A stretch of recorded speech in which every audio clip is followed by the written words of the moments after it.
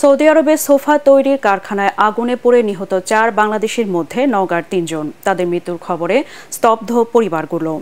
স্বজন হারানো কান্না আর আহাজারিতে শোকের ছায়া এলাকা জুড়ে। দ্রুত মরদেহ ফিরিয়ে আনার দাবি স্বজনদের। নওগাঁ প্রতিনিধি রায়হান আলমের পাঠানো তথ্যচিত্রে আরও জানাচ্ছেন ইয়াসিন রানা। সৌদি আরবের রিয়াদের মুসা সানাইয়া এলাকায় গত বৃহস্পতিবার একটি সোফা তৈরির কারখানায় আগুনে পুড়ে নিহত 4 বাংলাদেশের মধ্যে 3 জনের বাড়ি নওগাঁর আত্রাই উপজেলায়। তারা হলেন উপজেলার তেজনন্দী গ্রামের ফারুক হোসেন, শিকারপুর গ্রামের এনামুল হোসেন ও দীঘা স্কুলপাড়া গ্রামের সুকবর রহমান। তাদের মৃত্যুর খবরে শোকে স্তব্ধ পরিবারগুলো।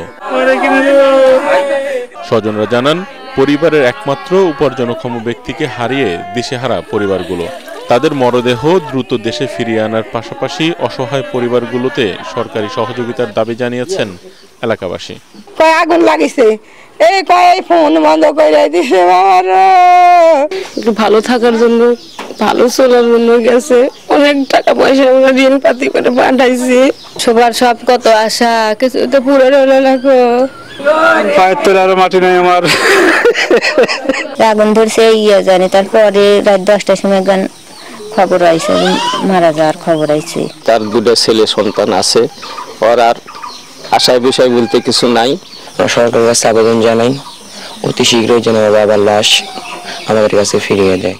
নিহতদের মরদেহ দ্রুত দেশে ফিরিয়ে আনার পাশাপাশি সরকারি সহযোগিতার আশ্বাস দিয়েছে উপজেলা প্রশাসন। পররাষ্ট্র মন্ত্রণালয় এবং প্রবাসী কল্যাণ যে মন্ত্রণালয়, তার মাধ্যমে আমরা সৌদি আরব যে দূতাবাস, তার সাথে যোগাযোগ করে যত দ্রুত সম্ভব তাদের লাশ আনার যে ব্যবস্থা, সেটা আমরা করতে পারবো। আমরা সরকারের পক্ষে যেখানে যতটুকু সহায়তা দেওয়া সম্ভব আমরা তাদেরকে করব। Bureau report, ATN Bangla.